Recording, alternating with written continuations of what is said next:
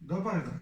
Danas ću vam govoriti o uputi za pripremu roštilja. Pa na početku samo što bi to bila uputa. Uputa je vrsta teksta koja sadržava upute za izvršenje neke radnje ili praćenje nekog postupka.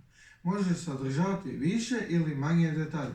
Može biti u usmenom ili pismenom obliku. A naravno, isto tako može biti pisana ili u obliku grafičkog ili slikovnog prikaza. Kako uputa može izgledati, pokazat ću vam danas na primjeru upute za pripremu roštilja. Pitate se što najprije treba učiniti kod pripreme dobrog roštilja.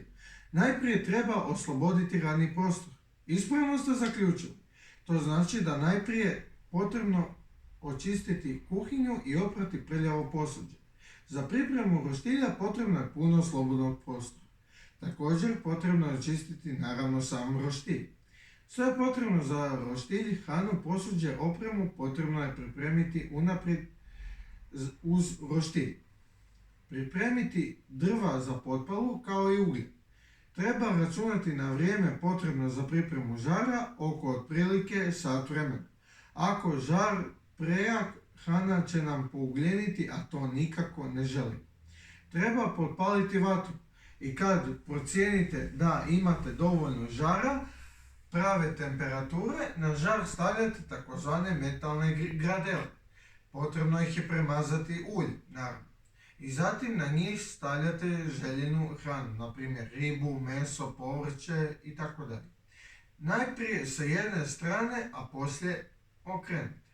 Kod pripreme hrane za roštilj treba naglasiti kako je poželjno hranu prethodno marinirati u ulju, senfu, začinima ili sličnim, kako bi bila naravno što više nama ukusnija.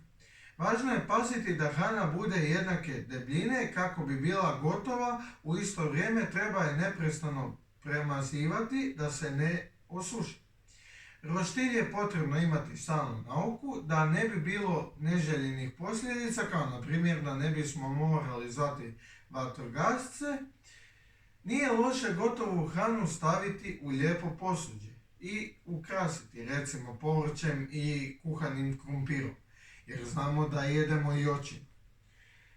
I to bi bilo uglavnom sve, uz napomenu da su za dobar roštilj najvažniji dobri prijatelji sa kojima ćemo u svemu ovome uživati.